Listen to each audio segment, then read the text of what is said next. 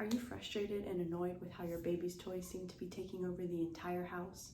Do you want to find a solution that doesn't involve just getting rid of the vast majority of their toys?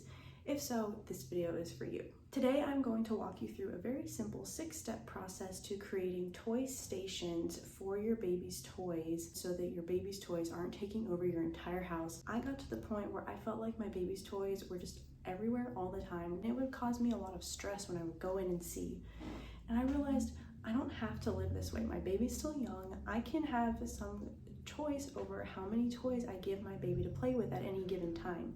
And research has shown that having fewer toys actually causes babies and young children to play more deeply with the toys they do have. The first step is to get out all your toys and assess your inventory. First off, see if there are any toys that either you don't like, your baby has never played with, or just seem old, broken. Those you can go ahead and throw away if they're broken, or donate or get rid of if they're not things that your baby uses. You can even go ahead and sort the toys into categories like rattles, teethers, cloth items, blocks, things that move like cars or things on wheels. The second step is to decide how many toy stations you want in the house. I decided that I wanted 3 toy stations. I wanted a toy station in the living room because that's where our son spends a lot of his time.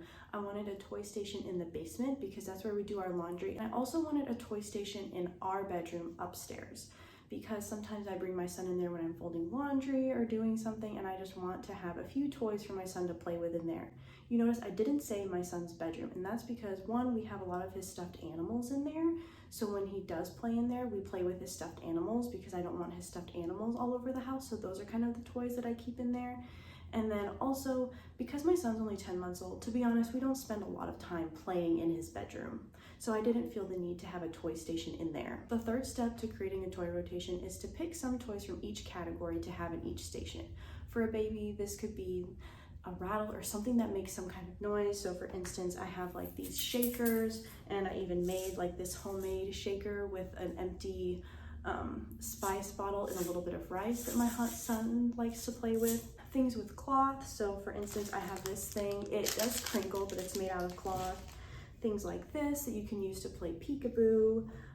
We have this little thing that's a cloth thing, so I have that in one of the other stations. Things that roll, such as balls, so I have some balls here. I also have this thing, it's not a ball, but it does roll on the ground, so something like that. And then of course teethers. My son is in a hardcore teething phase right now, so I definitely have teethers, things that he can chew on in each station. There might be other categories of toys that you think of that you want to have. The fourth step is make sure that you have readily available any toys that you want to rotate in more consistently. My son has a lot of stackable toys, so things like this. Yes, we are missing this one.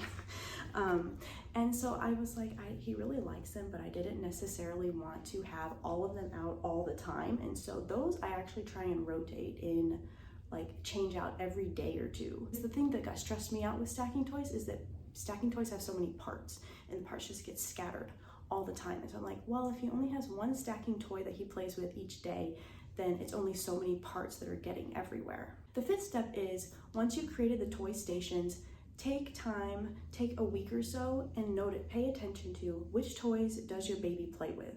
There's going to be toys that they grab every single time. There's going to be toys that they hardly ever touch. So pay attention to that. The sixth step is pick an interval of time. Maybe it's once a week, maybe it's every 2 weeks, maybe you want to do it more often and you do it twice a week, to rotate out the toys. This may look like just switching stations between rooms. Maybe you have a station in your baby's bedroom and you have a station in the living room, and maybe you just switch those stations out because maybe you're in one room more often, and so if you switch it out, it's like same toys but in a different room. That creates a bit of novelty. Or maybe you rotate out toys that they didn't play with and rotate in some new toys, because so I'll show you, I have this basket of toys that I have in our living room, and then I have this little basket that I keep in our bedroom, and then I have this box, this little container that I keep in our basement. I also have a box, a diaper box that's empty, obviously, that I have more toys in and some extra books and stuff, and the stacking toys that I rotate in really regularly. And so if you need to have an extra box or container or bag that you have the extra toys in that aren't in any of the stations, and then once you're at a point where you want to rotate out some of the toys, any toys that you noticed your baby didn't play with, you can put in that container, and you can look through that container to bring in any new toys that you want to put into the rotation. I hope that this video was helpful for you to think through how you can create a toy rotation and some toy stations to cut down the clutter of your baby's toys in your home. Thank you so much for joining me today, and I'll see you in the next video.